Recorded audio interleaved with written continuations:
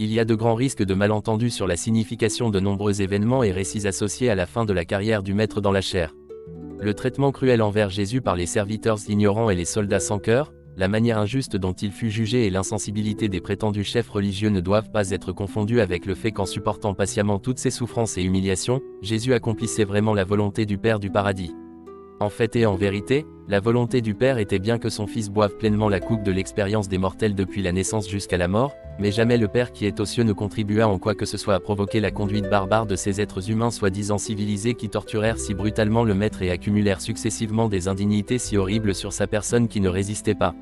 Ces épreuves inhumaines et choquantes que Jésus eut à subir dans les dernières heures de sa vie de mortel ne furent en aucun sens une partie de la volonté divine du Père, que la nature humaine de Jésus s'était si triomphalement engagée à exécuter au moment de la reddition finale de l'homme à Dieu, comme l'exprimait la triple prière qu'il formula dans le jardin de Gethsémani pendant que ses apôtres fatigués dormaient du sommeil de l'épuisement physique. Le Père qui est aux cieux désirait que le Fils d'effusion terminât sa carrière terrestre d'une manière naturelle, exactement comme tous les mortels doivent terminer leur vie sur terre et dans la chair. Les hommes et les femmes ordinaires ne peuvent s'attendre à ce que leur dernière heure sur Terre et la survenance de l'épisode de la mort leur soit facilitée par une dispense spéciale. En conséquence, Jésus choisit d'abandonner sa vie charnelle d'une manière conforme au cours naturel des événements.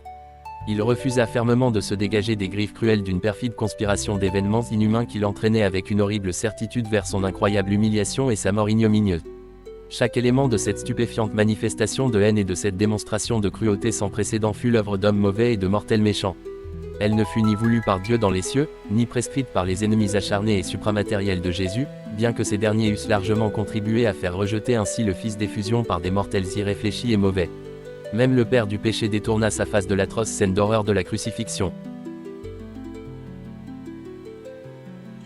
Comme vous pouvez le voir dans la citation ci-dessus, Jésus s'est volontairement soumis au cours naturel des événements afin de mettre fin à sa vie sur terre. Il était pleinement conscient de ce qui allait se produire pendant la fête de la Pâque à Jérusalem. S'il l'avait voulu, il aurait pu éviter la mort sur la croix. Après tout, il connaissait très bien les réalités de cette situation. Cependant, les êtres humains sont responsables de la forme cruelle de cet événement. Même le roi du péché, Lucifer, s'est détourné de cet acte barbare. Jésus est venu sur terre pour deux raisons. Premièrement, il devait vivre une vie mortelle du début à la fin afin d'obtenir pleine autorité de Dieu dans cette partie de l'univers. Il est ainsi devenu le représentant de Dieu. Deuxièmement, il devait annoncer à nous, les humains, que notre Père est le Dieu de l'univers, et que nous sommes nous-mêmes frères et sœurs ici sur terre. Lisez vous-même le livre d'Urantia. À la prochaine, salut.